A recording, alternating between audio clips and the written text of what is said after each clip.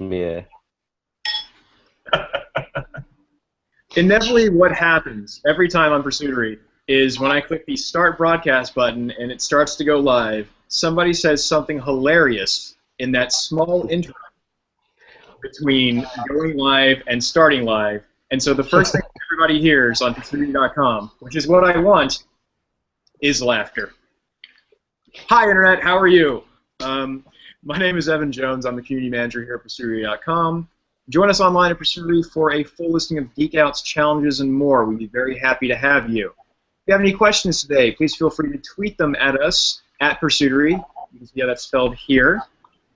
And I'll work them into the mix at the tail end of the interview. This video will also be posted to our YouTube channel. And if you can't stay for the whole thing, you can watch there, but I do suggest you stay because it's going to be a good one. I think I'm getting some feedback on somebody, so you may want to mute yourself or check your speakers. But into the introduction, let's go ahead with it. Joining us today is the team, or at least some of the team, from Big Cake Games. Let's go ahead and introduce everybody. Going from my left, you'll see Alex. Alex, you're working as a composer, yes?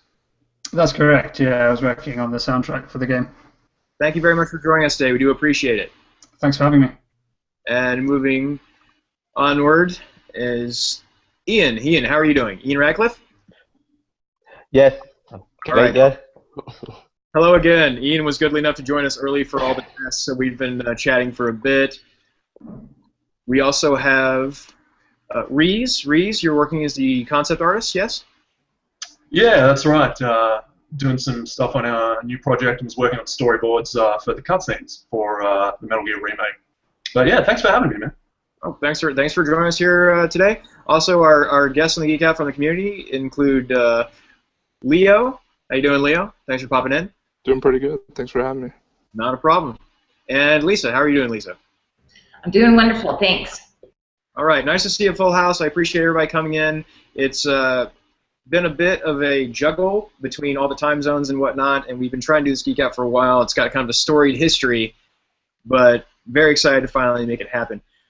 So we have quite a story to tell today that's relevant to games, fans, and game development. Big Cake Games was originally known as Outer Heaven, and Ian, correct me if I'm wrong, but Outer Heaven came to prominence originally because you were working on a full-scale remake of Metal Gear that included David Hayter, who I believe just joined the Geek Out. I did just join the Geek Out. I've been living the Geek Out. It's a very special guest, ladies and gentlemen. We were a bit wary of announcing it on the interwebs, and it finally happened through the magic of the internet and connectivity everywhere. Mr. David Hayter, how are you doing, sir? I'm doing very well, thank you. How are you? I'm excellent. What's your name? My name's Evan Jones. I'm the community manager here at Pursuitery.com. Fantastic. And as an aside that is probably not super relevant to the nature of today's Geek Out, I'd like to mention that Mention that what? I went to Ryerson. Oh, you did? Oh, fantastic. Yeah. For what? I did film production, of all things. Nice. For those of you who don't know what Ryerson is, and why should you, it's a former polytechnical institute that turned into a university, I think the year I was there, but I'm pretty sure the two are not connected, and that's where I went to acting school, so, blame them. But nice to meet a fellow alum. So I was tickled because I don't meet a lot of people from there out here, but we were just telling the story. We had to do a bit of a shuffle today because obviously you were good enough to work your schedule around, and we were just mentioning how people are joining us from all over the place and overcoming various maladies and whatnot and working out various time schedule issues. Right. So if you allow me to do first things last and vice versa, I was going to the story of it. We were talking about how Outer Heaven Productions slowly seeped into becoming Big Cake Games. Okay. And Ian, please do correct me if I'm wrong. Essentially, you were working on a full-scale remake of Metal Gear that included David Hayter, who then popped in to join the Geek Out and made it metatextually awesome. And that got tabled after some back and forth with Konami, correct? Yep. Okay. So we're going to discuss that game today, and we're going to also talk about what Big Cake is up to now, as well as game development and possibly some stuff about scripting and art and music as well, and all the things that go into making a game. And so for the sake of keeping everybody in the loop, I'm just really excited to have everybody here, and there's a lot to ground to cover. Hopefully we'll get to everything. I want to remind everybody who's watching live to tweet at us at Pursuitery, and I'll work the questions in at the tail end of the interview. Obviously, if you're on the Geek Out, thanks for joining. Go ahead and throw your questions in the chat, and we'll get to them at the end of everything. So, starting with Ian, and everybody else feel free to jump in. When and how did Big Cake get its start? Well, I didn't start it. It was a guy called Glenn Eckhart. I got contacted over some drawings I did, and yeah, from there I ended up just shifting around, and then now I'm producing. Okay, it's one of those things where you start with a little, then it turns into a lot. Yeah. Okay, so for everybody on the Big Cake team, just going to ask a very big, broad question. Can you describe the impact of Metal Gear on your life? Because I think it obviously has some import. Yeah. Well, with me, I got into it at the start of like Metal Gear Solid 2. I did see Metal Gear Solid 1 get played, but I was a little young then. And as soon as I played it, I was just blown away. So everything about the game was just amazing, and ever since I've just followed it. So I'm just going to throw a spanner in the works here and say that I wasn't a religious fan, but I was actually very familiar with the soundtracks, which was obviously quite useful given that I was working on the score for the remake. I was a lot more familiar with the Harry Gregson Williams soundtracks of Metal Gear Solid 2. Mm-hmm. So that was definitely a huge inspiration for me. Reese, Yeah. Reese, yourself. Sorry, the delay. But yeah, Metal Gear was weird for me. My name, Reese, was taken from Kyle Reese out of the original Terminator movie. My brother was big into that when it came out. And he actually had a cutout from a magazine of the Metal Gear 1 cover that was looked exactly like Kyle from the game. And so I remember seeing that around when I was little. And over time, I didn't have an MSX or an NES at the time in Australia, so I never got a chance to play the originals. But when Metal Gear Solid started coming out, it looked like nothing else that was around at the time. Like PlayStation, are you kidding me? It's just everything about the presentation, the themes of it. It's like, what the hell is this? It's coming out of nowhere. So I was following that for as much as I could, just with magazines, demos, and stuff. And rented it when it first hit the stores in Australia, and just kind of fell in love. From there, I've been following it pretty religiously ever since. Yeah. You guys are quite the international team. David, to go full circle, I assume that there's been some degree of impact on your life thanks to Metal Gear, just a bit, possibly. Yes, it helped me renovate my pool. But so that was certainly gratifying. And Metal Gear has obviously played a big part in my life for the past 15 years, and I guess 16 years now. And I don't know what else to say about it. It was a pretty thrilling ride as far as I was concerned. Excellent. So, obviously, there's some backstory here. Let's go ahead and talk about the remake, and then we'll address some other things. The background of Big Cake is that it came out of an attempt to remake Metal Gear, yes? When you were known as Outer Heaven? Yeah. That's pretty much it. The game was ramping up. You had some interest from Konami. There was some back and forth, and obviously, as you can see from the people on the Geek Out today, you've got some staff. Yeah. There was even some rumbling in the press and whatnot. And what happened after that? It's still pretty much, we're still in the dark about it, really. All I really got told was, they just didn't want to go ahead with it. That was it. That was literally all I got told. Okay. With all the concerns and whatnot, you had mentioned in an interview with Kotaku. Terrible mispronunciation on my part. I do apologize, everybody. That you remained immensely thankful to the team at Konami Is just one of, you think it's just one of those things that, okay, this was not meant to happen, or there's a lot of concerns at play? Well, to be honest, I just don't know. I don't know why, it went the way it did. Jay Ball from Konami UK, he was in full support of it. He said most of the English team was. Um, and like even now, he's invited us to go down to Konami UK and get introduced to the team and stuff. So he's still keeping around and being supportive to us. So we're just very thankful for it. Yeah, you said there's no bad blood, there's no vibe in there. And that's actually really cool to see. Yeah. But sometimes it does happen. But at the other side of it, though, we did get a really cool fan trailer out of it, which David lent his voice to, which is posted on the Pursuitery page and is pretty rad. And I believe both Reese and Alex did some work on. Correct me if I'm wrong, gentlemen. We certainly did. Yes, spot on. So, and Wait, did you like the music? oh, I love the music. In which case, I did do it. Yes, I was responsible for the music. That was me. If not, 2 words. If not, I wasn't there. Let me just say I was really impressed with the trailer, and this is the first time I've been able to see Ian directly. We've only communicated via email, and I'm amazed at how little I can understand what he's saying. But the trailer I thought was really spectacular and was really fun to go back and do a young Snake again for.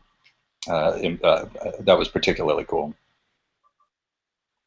On that note, there's a lot to talk about, but I did want to ask David an inside baseball question specifically about voice acting. Can you do age? I mean, if I said, oh, can you do a younger person or an older person? Do you have that? It's such an alien skill set to me that can you adjust for age? Yeah. Yeah. I mean, if I want to do a young voice, I pitch it up. I put a little more energy into it. I, pretend like I still believe in things and that sort of thing. And then if I need to be older, certainly for Old Snake, I roughed it up a bit. Yeah, I mean, I think it's. I mean, I love doing different voices, and I love trying to, completely mask who I am naturally. Yeah,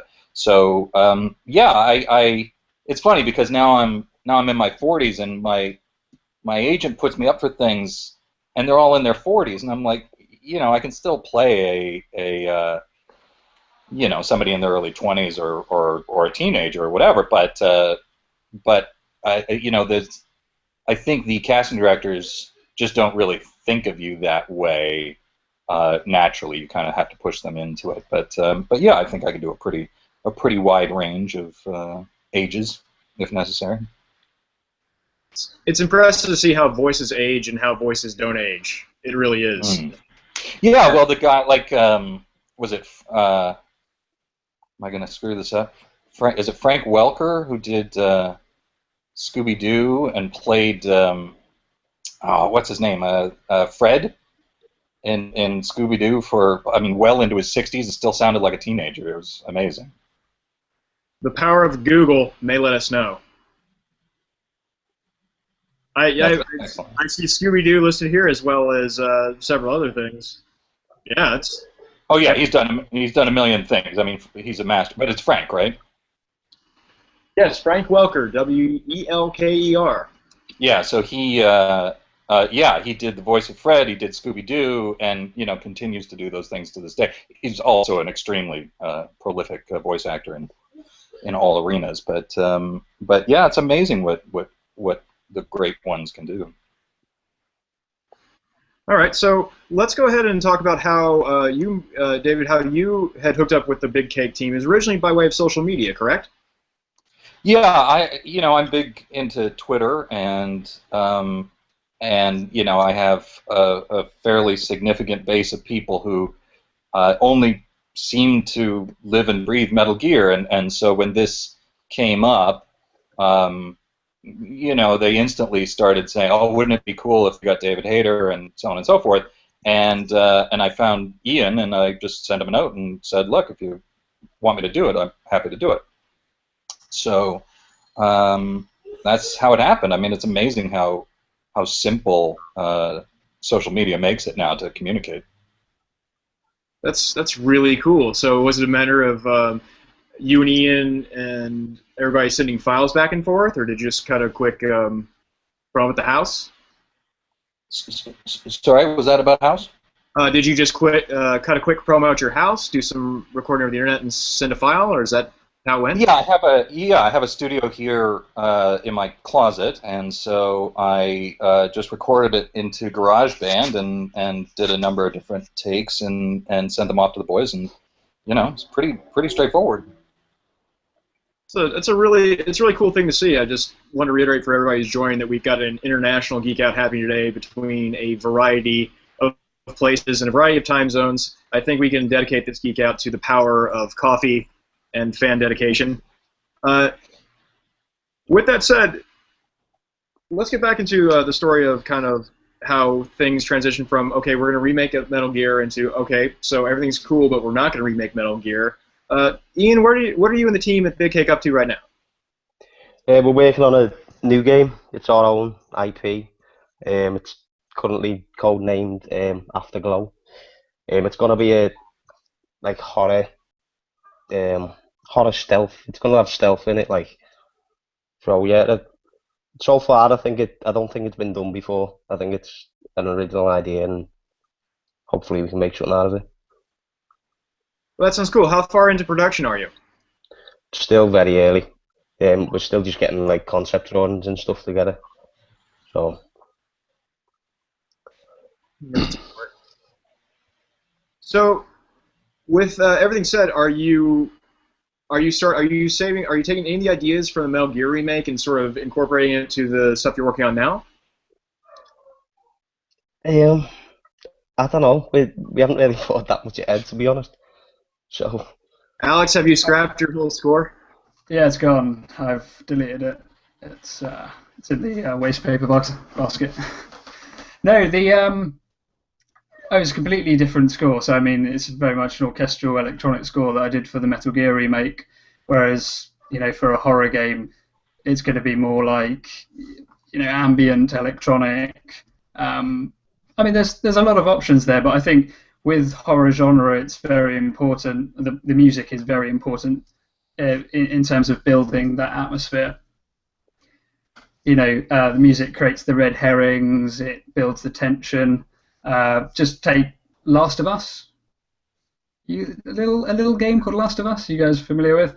So the music is very integral to that kind of genre. So, but it's very early days in terms of the score. So, just floating about in my head at the moment. Okay, so is this the team's first game? You worked on stuff before, beyond obviously the fan trailer and whatnot? Well, there's a couple of people on the team that have worked in games before. Alex. Is he gone? Sorry, I'm back again. Lost the feed. It's the UK connection. We're living in the future, Alex. It's awesome. It basically means we get to see ourselves get confused in real time. Absolutely. Actually, back on track. We've still got Adam Belkadre from Ubisoft working with us. Yeah, Kawhi Lamos from Insane Games. He's still working with us as well. So, yeah. Well, Ubisoft is nothing to sneeze at. Neither is Insane Games. I just realized I got the audible called on David. So you have to take off in 10 minutes or so. Is that the case? I do. Unfortunately, I have a notes call on a movie I'm directing, which is not unfortunate in the larger sense, but in the geek out sense, it is unfortunate. Yeah. My boss has put me up to asking you about a certain movie that would involve the letters B and W in a prominent fashion. Feel free to use. Yes, okay. What? My BMW movie, yes, about my love of German automobiles. Is that the? essentially. I see what you did. I mumbled there, and you got me right in the bread box. I did. Yeah. What can I assume you're talking about the Black Widow movie. You can see me confirming by way of my eyelids. Yes. Yes. Right. Yep. Yep. Blink 3 times for yes. Yes. What about it? She wanted to see if there had been any movement on it, and she wanted to say that she was impressed. Oh. Thank you. No, not for my. I mean, I haven't spoken to Marvel about it. I have. I put it out there that I wanted to get together with Kevin Feige from Marvel, who I haven't seen in a couple of years, and but of course, Kevin is a very busy person, so it takes a couple months to get an appointment with him. But that's certainly something that I'll bring up at the time. But no, I haven't had any communications about it. Okay, cool. Yeah. I'd like to note for everybody watching that I'm extraordinarily proud of myself for not referring to you as either the voice of Lupin or the guy from Guyver 2. I will leave all my deep fanboying to Twitter. Well, I'll be mercilessly mocked for it at a later date. No, please. I'm enormously proud of Lupin and Guyver. I mean, I'd be thrilled to be called any of those things. It's much better than what I'm normally called. Well, let's. Why don't we go through the lightning round so that we can value your time? I know it's limited, and we do appreciate your popping in. Sure.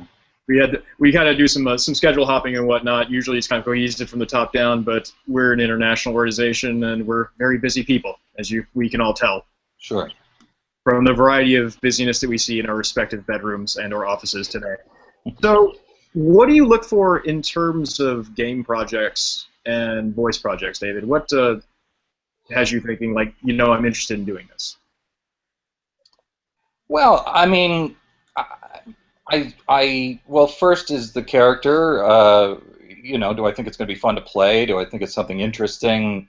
When I've been working on Republique with Ryan Payton from Metal Gear 3, and he just brought me this amazing character, this counter-revolutionary character, Zager, and so I get to go into the booth and I get to drink and get to wrestle other voice actors. I was just attacking some in the booth just the other day, and it's pretty fun. So I mean, really, it just has to be something that seems like it would be fun to do. I mean, voice acting is one of my favorite jobs, but it's sort of a side thing for me. I'm primarily a screenwriter and working on being a director, and so really, any day voice working is a pretty good day. So I mean, if the game is cool and interesting, I don't really care how big it is or how small it is. It's just fun to do. Yeah, well, you've been in the acting game for a long time. You've also made yourself very accessible to your fans, as we've witnessed from just how you got involved with Big Cake and whatnot. I was wondering how you balance everything, though, because you are writing and you are working on directing and whatnot. I believe was your first film called Wolves? Yeah. The first film I directed is called Wolves. It comes out November 14th. So please go see it 4 or 5 times. That would be great. Okay. That would help me out a lot. Bring your pack and see the Wolves. Oh my goodness. That's right. Bring the pack. No, that's all right. I'm expecting a whole autumn full of wolf jokes, so might as well get rolling now. Well, let the howling begin. Indeed. There's like 50 people on Twitter right now just wincing at their keyboards, and that's what I aim for on a Thursday morning. But with you mentioned all the projects you're involved with and everything you've got going on, how do you balance everything to give it the same kind of attention and craftsmanship it deserves? I don't know. It's a lot. I mean, if I really laid out the amount of things that I'm working on at any given time, you'd think I was insane. But basically, I think if you're going to be a successful writer, you have to write every day. You have to lock out a period of time, which typically would be now, where you where you put in a good 2-3 hours of work. And if you do that, pretty much every day, you can really produce a lot of material. So I mean, and as far as quality and craftsmanship, it comes from Stephen King said that it comes from a locked door. You can't just write for 20 minutes and then get up and do something else, and you have to sit down, you have to do it, and about an hour in, you're into it, and you start rolling, and ideas just start to fly, and so you just have to manage your schedule properly. Sorry to interrupt, David. I was going to say, working on music, writing music is very similar. So you could just work on it like an hour a day, producing ideas, but it just keeps it going, keeps the creative ideas flowing. Yeah, well, I'm sure. I mean, that's I don't write music. I mean, I play a little music, but yeah, similar headspace. You have to find the time to just do it every day, and it has to be something you love. So absolutely.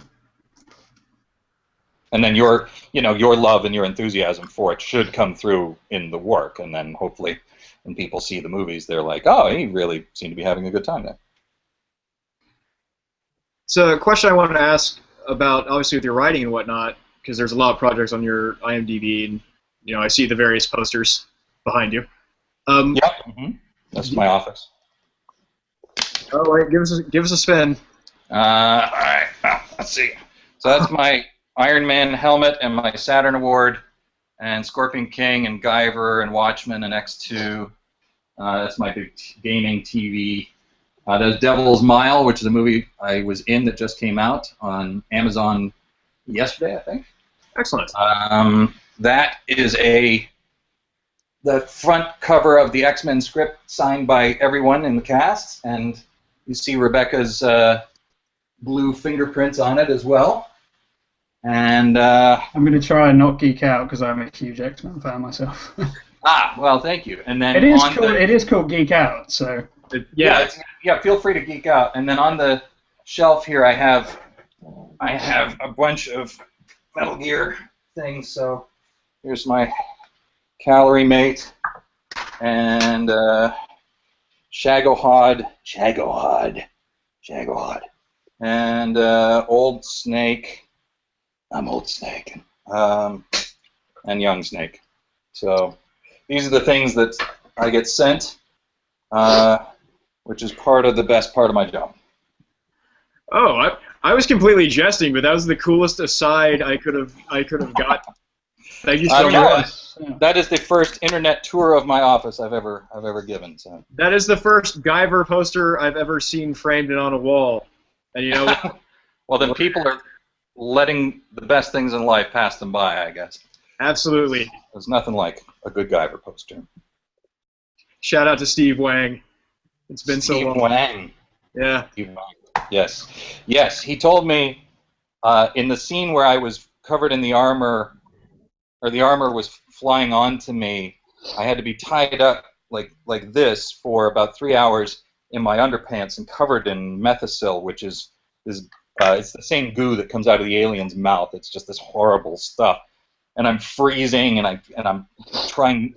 I'm in immense pain, and I complained to Steve, and he said something I'll never forget. He said, "David, pain is temporary, film is forever," and that was very little consolation.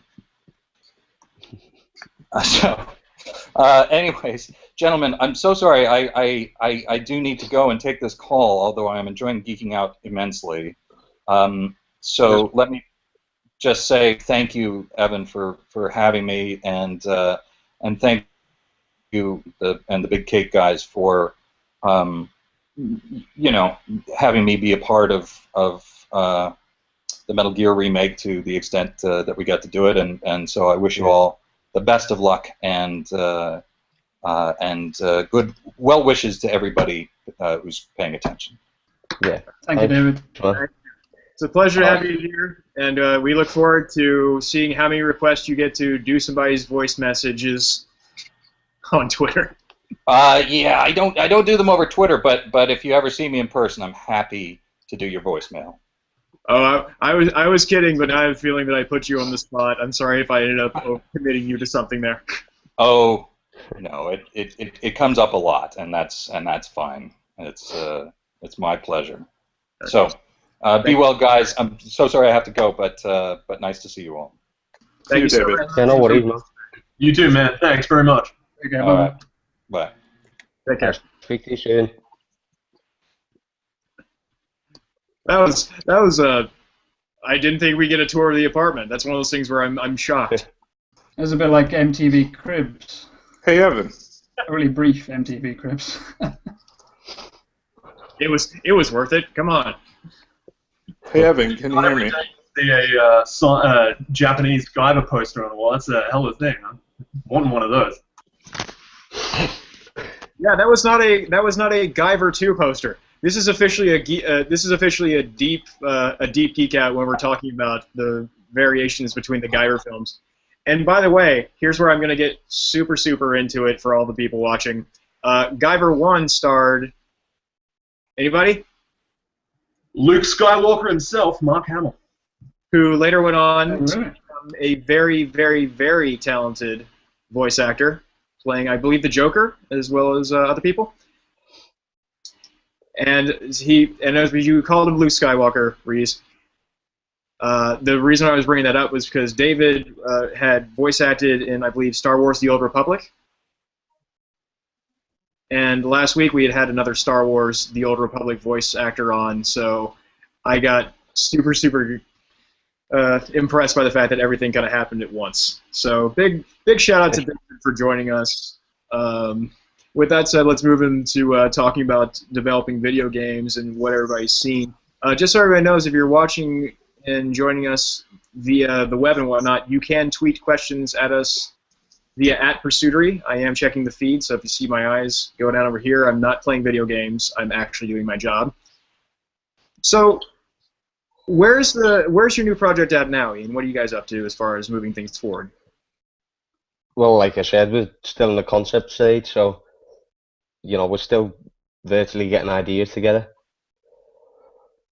Excuse me. Yeah, it's very much still pre-production. I mean, just last night I was sending some environment stuff over to Ian. I was working on the storyboards before when we were looking at Metal Gear, and with this new project I've kind of moved over to environments and stuff a little bit. And I've been having some troubles with that, but pre-production as it is, it's just kind of formulating the ideas. We're all trying to work our best together as a team, and it's coming out pretty well. I mean, the way things kind of went with the old project, everyone just felt like we had something really worth pursuing. We were working well together, so this is kind of our next step. See how we can make that happen. Could I actually follow that up with something? This is Leo from MGN. So this is for both Reese and Ian. The community I'm a part of obviously is just Metal Gear exclusive, and the word of you guys making the Metal Gear remake obviously was, it blew up in the community. Everyone was super excited about it. Everyone was very enthusiastic and very supportive of your guys' efforts and what you were trying to do. I guess my question would be, especially with having David Hayter involved, and not to reminisce on anything, but because obviously very invested in hearing about what happened here. Was there really any surprise to see Konami kind of shut down the operation? Because to be quite honest, having dealt with Konami in the past for many years, because I've run my fan site since 1996, and knowing kind of the attitudes Konami's had and how they've had to make a major shift change when it comes to social media and how they interact with their fans, and how other fans may have taken the Metal Gear IP and try to do things such as make T-shirts or whatever, and typically Konami shuts that down really quick. So when I heard about this remake, although I was super excited, I was shocked when I first heard word that you guys had been given the green light to even, work on it. I was extremely shocked because of how the things run at Konami. They're very protective of their own IPs. So I'm just wondering, for both Ian and Reese, first off, when you got the go-ahead, were you shocked at all, or was this something that had been talked about with the Konami UK guys for a long time? And second, when you were shut down, even though you were given the go-ahead, were you still shocked at all? Because when I heard when you guys were eventually shut down, to me, my first reaction was, well, I'm not surprised, because that's kind of Konami's rep in the past. They've always kind of shut down any type of, non-Konami controlled aspect of one of their IPs. I just wanted to get your take on that. I know we're talking about some of your new projects and all, but I'm very interested in hearing what you have to say about that. Well, yeah, well, when I was first contacted by Japan, they told us to take the mod database page down and stuff, and we were all pretty worried that it was going to get shut down, and they had a big meeting with Japan, and they phoned us like a couple of days later and said like, oh yeah, you can go ahead with it. So obviously we were made up then. After a bit, because like the first question I asked them was, great, well, can we get the page back up? And they were like, no. He said, because it was around E3, they wanted to get E3 out the way, and then they wanted to announce it. So we were like, well, yeah, that sounds great. And then, over time, it kept taking longer and longer and longer. So eventually we started getting worried, and like me and like the main developer, Glenn Ecart, we kind of like we knew it was just gonna end at some point, like, so yeah. Yeah, I mean, I was kind of surprised to hear that it started up at all. I was in a similar place to you, hearing about the project, because Ian and Glenn, I believe Glenn had spearheaded it as a mod of Alien Swarm, on that Steam game, I guess. And that's where the ModDB page came from. Like, recruiting kind of started from there. So I actually got in touch with Glenn and Ian to say, look, like, I'm an artist. I love Metal Gear. I'd love to help in whatever way I can. And once kind of got deep in there and we were getting stuff going, there was, like Ian said, things were taking a while. It started to feel a little bit precarious. But I mean, like you said, sorry, I can't remember your name there, Leo. Sorry, man. Like you said, Konami has always been hyperactive about their IPs. I mean, especially Metal Gear, and kind of got the feeling after a while that internally there wasn't as much communication as we would have liked. I mean, like Ian said at the outset, the UK guys seem like gung ho, really into it, think it's a cool idea, but Japan just didn't come through. I mean, they have the final word on this sort of stuff, but I guess if we were potentially, if we were a bigger team, maybe with some more experience in the can, and had set out to do something, like a little more.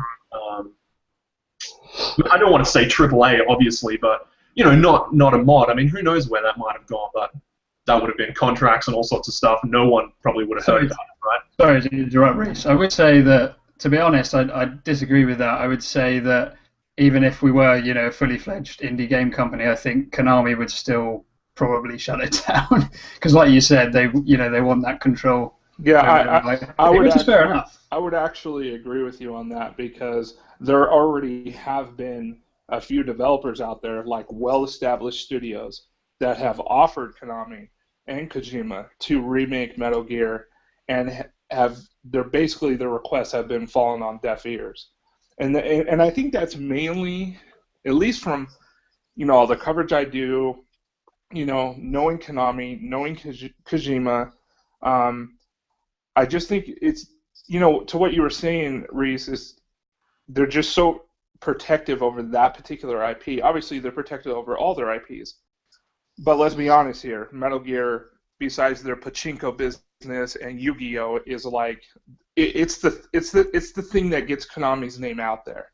It's their biggest, most popular as far as brand-wise IP. And so, that's why it didn't surprise me at all why you guys had so much press when, the remake news was coming out. You had so much fan support. I mean, to this day, I have to deal with hundreds and thousands of people that like to tell me personally how much they hate the fact that Kiefer's now the voice of Snake and Hayter's not. And the fact that you guys had managed to get Hayter to be a part of this project, obviously, all those people were completely on board and loved this idea, and so did I, obviously. But I had a feeling in the back of my mind, I'm just like, Konami's going to shut this down because they're not doing it themselves. It's kind of like when Metal Gear Rising was actually made by Platinum Games, I jokingly said the only reason that actually happened was Kojima was friends with guys over at PG, and that's the only reason he let that happen. He it wasn't like PG came to him and said, "Oh yeah, let us make this game for you." Kojima Productions tried to make Rising, they couldn't do it. Kojima wasn't happy with the product, so he gave it to one of his friends. And I think that's kind of like the only situation where you might see something like that happen, it's unfortunate because obviously it would have been awesome to see what you guys could have done with that. But yeah, thanks for answering my question. I really appreciate it. What is? Yeah, it's ultimately at the end of the day, it is their thing, and that's what the Big Cake team had has acknowledged before, and acknowledged at the top of the Geek Out. It was Konami's decision to make their move, and you have to say, it's like, hey, can we do this? And they're like, I don't know, but it is certainly something that I was really excited to see and really intrigued by the idea about, because it seems like something that for me as a fan was very natural. It kind of had to happen. It's like, well, there's more of this game that I really like, and here's another interpretation of it. But as Ian has mentioned, as the team has mentioned, it's like that's how it went out, and that's how things went with that. But now we're kind of, the question is, oh, that's so interesting. You can do all this speculating about it, but fan games can be a rough thing. You're ultimately asking for the okay from somebody that owns it. I mean, am I still? Yeah, I'm talking. I mean, it was, it was a really fun project to work on, especially adapting, because I had to adapt the original 8-bit themes from the original Metal Gear. So, I was ill, by the way, came out great. Thank you. So, I had to do that, and that was great fun. It was really good fun. I was collaborating with German composer Christian Brem on the project, who I'll be also working on, with the soundtrack for the new project as well. But I think for the new project, it just gives us that much more flexibility overall, because obviously we're not tied down to this, IP that belongs to someone else, certain characters. Even with the music, as I say, as much as I loved adapting these 8-bit themes into cinematic orchestral tracks, as much as I enjoyed doing that, it was a case of I was restricted by, I was stuck with this melody and this bass line. For the new projects, the possibilities are endless. So I think it's a good thing overall, I'd say. So it was a learning curve for all of us. Yeah, I mean, if nothing else, it brought us together, like kind of formed a group out of nowhere. It was a short time that we had to work on, that we got to work on what might have been the Metal Gear project, and it got us together in like a way probably just putting feelers out there for a new project might not have done. So yeah, I mean, it's something to be grateful for. So is this new project going to be something that you guys are considering putting on like Kickstarter or doing some kind of something like that? Yeah, we're going to do a Kickstarter eventually once, obviously we've got something to show. So spread the word. On that note, everybody, I was going to ask, what were your plans for distribution? Were you thinking about Steam Greenlight, Microsoft, PSN? Still, we're still in the early stages, so we haven't really planned that far ahead. But to add to the last question, we gained contacts with like Konami and there's guys from Sony and stuff we've been in contact with. So hopefully on the new project we can kind of push the boat out a bit and to see where it takes off. There's certainly no lack of option these days. Yeah. Yeah, I was actually just going to say the amount of distribution, like the way that's opened up for indie developers, even on the new consoles, the PS4 and Xbox One. I mean, it's different than it was even like 5 years ago. So, I mean, since we're doing it, now's a great time. It's a radically different field in so many ways. As somebody who I'm a casual gamer. I check in, check out. I work with people that were super hardcore about their gaming. Like, I'm going to PAX no matter what, which is really cool. But even for somebody like me who will buy a couple games every couple months, just something like Steam or something like the online repositories where I can go in or the Humble Bundle, it's great. It's such a different playing field now, and I think it's such a better playing field for people that want to act as creators or developers and as musicians as well. So it's really exciting to see. I don't think you've got a lack of options. So just to add to that, I was going to say that I hadn't previously worked on a game before, but I'd worked on films, documentaries, theatre as well. So, but the thing is, these days the line between film and games is just virtually non-existent. It's in terms of the narrative, but in terms of the soundtracks as well, they're so similar. You can listen to a game soundtrack and think it's from a film. So for me, it's been a very kind of easy transition in that way. And I was asking earlier, Alex, I don't know if you saw me in the chat, I was asking if your 8-bit reworkings were going to go to SoundCloud or someplace where we could hear them without money, shaking hands, and therefore okay. Okay, yeah, no, that's absolutely fine. Yeah, I mean, I've got the track that I wrote for the trailer is already on my SoundCloud, so you guys can check that out. It's Alex Bennett Music, SoundCloud.com/Alex Bennett Music. I uploaded all his themes to my YouTube. But yeah, of course, Ian uploaded to his YouTube channel as well. But yeah, no, I'll definitely make them downloadable. Obviously for free. Not any money involved in that. That's great. I'd love to post that on our website to share with everyone. Yeah, sure. Just give me your email and I'll be able to do that. Yeah, no worries. You can actually post them right in the chat here. There's I'm going to annotate and put this geek out up on our video channel at YouTube, so I can always include those as well if you have any interest. Yeah, definitely sounds good. Fun stuff.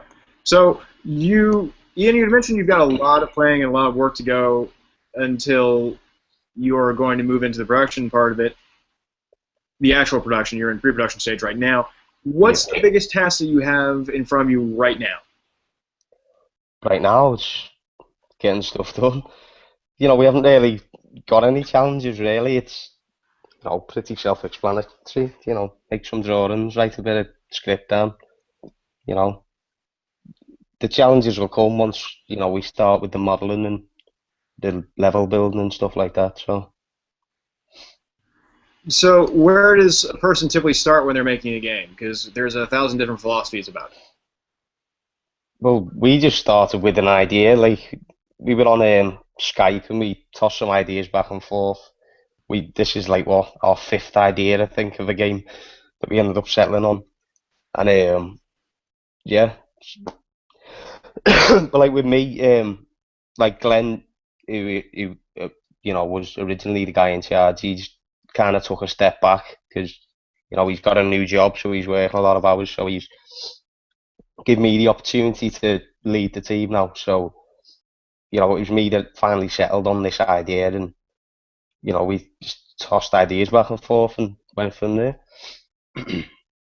Will you guys be using the same development platform that you were going to use for the remake, or are you going with something Yeah. completely new tech-wise? We're still going to be using the Unreal Engine 4. Yeah, we originally started out, Glenn being a level designer and looking at this from a mod perspective, the Metal Gear project as a mod. We're originally looking at Source Engine for actually building the game, but over the course of things that changed. It looked like things were picking up speed, so we wanted to have a look at other engines, and UE4 just kind of launched right around that time. So that seemed like the obvious choice, and I mean, there's so many people with so much experience with Unreal. It just seems like a really good platform to move forward on. And with this, that's kind of where we settled. So yeah, the good thing we're out of Source now, because I don't think the new game would really be suited to that too well. Yeah, to add to that as well, when we were recruiting, we were having trouble finding people who worked with Source Engine before. So, plus the guy that we got from Ubisoft, he was working with it, but he weren't that experienced in it. So hopefully, well, we know that it'll be a lot better with the Unreal Engine 4. So we're just looking forward to getting started, really. Okay, so we've covered a whole lot of ground here, and we're just about out of time. I did want to open up the floor via the chat, via obviously the open windows, to any questions anybody had, or any other remaining concerns they want to address. So please feel free to jump Sorry, in. Evan, did you get my links? I Yes. just sent a couple of links over. Yeah. Yes, I did. I've got the. I can add them to the YouTube, and I will say them out loud. It's SoundCloud.com/Alex Burnett Music. That's BURNETT Music. And video link. I'm going to have a hard time saying this all out loud. That's basically just Ian's profile on YouTube. So. But I will have these added into the annotated links for the Geek Out on our YouTube channel. Thank you very much for sharing them. But yeah, if anybody has any questions or anything they want to bring up, now's the time, because we're going to wrap up in a couple minutes here. Leo, how about you? Yeah, sure. So, besides what we heard from David in the trailer, was there any other dialogue that was recorded by him that you guys had that you're not going to end up using? No. That was virtually it. Obviously got the role, so we didn't bother auditioning. Yeah, that was it. We just asked him to do some voiceover work for the trailer, and he recorded a couple of takes, and that was pretty much it. Gotcha. The only other question I really have is what and this is for everyone that was involved in the previous project. What was your reaction to the community that did embrace the remake or talked about it, or I mean, what did you think about it? Do you think that would actually help the cause? And if not, just what was your reaction? Did that kind of help light the fire underneath the team for working on it? Well, yeah, with me, obviously we gained a lot of huge support from the Metal Gear fans, but as I said, even people in the industry and stuff. So with me, I was really excited to just get something done and, be a part of something like this. Like, my heart really does go out to everyone who, give us support and stuff. To answer your other question, if I'm getting you right, you mean if they speak out, maybe we'll get to do it again, do you mean? No, not really. Oh. I figured. I did actually. Sorry to interrupt, guys. I did actually see a petition that someone's created on YouTube, actually, Yeah. For it to be resurrected. Oh yes, which is nice. Petition, That petition got emailed and tweeted at me at least 300 times, which was great. Yeah, the guys are not 300 likes, really though. fantastic community.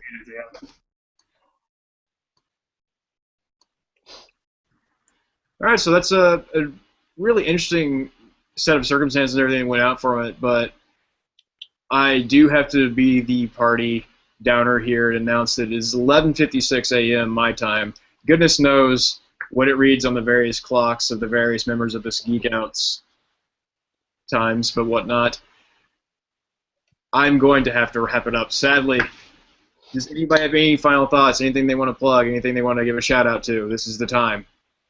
You can follow me band on Facebook and Twitter. We're called The Red Hot. Done. And my website's alexburnettmusic.co.uk for anyone that's interested in checking out my music. Reese, anything online we see? Yeah, I have a little Tumblr that's going at the moment. It's just my name.tumblr.com, so reesebarber.tumblr.com. My first name's spelled like the like crazy Welsh, so it's RHYS. But yeah, I mean, check out what I'm doing there. I just post little sketches and stuff, basically some to keep me going. But as far as shout-outs, I mean, I would like to mention the community support that we had when that was going forward was just, it was awesome to see. I mean, I kind of came out of that community to the project myself, so I know how those guys feel. And yeah, I mean, you know, one day we're going to see that stuff adapted, whether it's by an external team or Konami themselves. But yeah, it's great to know that there's people out there like just willing to support it, and that they were so good for us. That was cool. Sorry, Reese. And when that happens, we'll be like, we started that. That was us. Yes, damn right. All right. Leo, what was the name of your website again? It's metal-gear.net. Been around the community for a very, very long time. You know, apologies to you guys. Sorry you guys weren't able to see your original project go through. But, you know, consolation, obviously, is that it brought you guys together and you guys get to work on something in the future. So I'll just say, you know, thank you for trying. You know, from the community, thank you very much for trying, at least. Obviously, what you were able to accomplish that far was better than anyone had in the past. So, you know, congratulations on that. If that's at least a consolation. But you know, good luck on the future. And you know, I'm sure, you know, people will watch this and be interested in what you guys have to do in the future. So good luck on that. Yeah, thank you. Yeah, thanks, Leo. Cheers. Thanks, Leo. Yeah, appreciate it. Yeah. Okay, so that's going to One wrap last us up. little plug as well. Everyone follow the game on Twitter and Facebook. You know, Big Cake Games. That's it. So you're saying follow Big Cake Games? Yeah, but on Facebook and Twitter. You know. There you go. So thanks again to everybody who showed up. Thanks a lot, Big K Games, for making it out here. Thank you, Leo, for showing up. I know we had some other people pop in as well. It's been a real pleasure. And thanks to everybody who's watching live right now. Please do join us again on Pursuitery.com. We're going to have a lot more geek outs about games. We're going to talk about development. We're going to talk about music, art, movies, robots, whatever have you. We're very excited to see everybody there. And we especially want to give a big tip of the hat to the Big Cake team once again. Thank you so very much for joining. Thanks, Evan. So let's go ahead and wrap Thank up. you. Of course. I got those links from you, Alex. I will be putting them in the video when it goes live, which will be just a couple of minutes from now. Please join us again on Pursuitery.com. My name is Evan Jones. Good day, good night, good luck. Take care. Ta-da!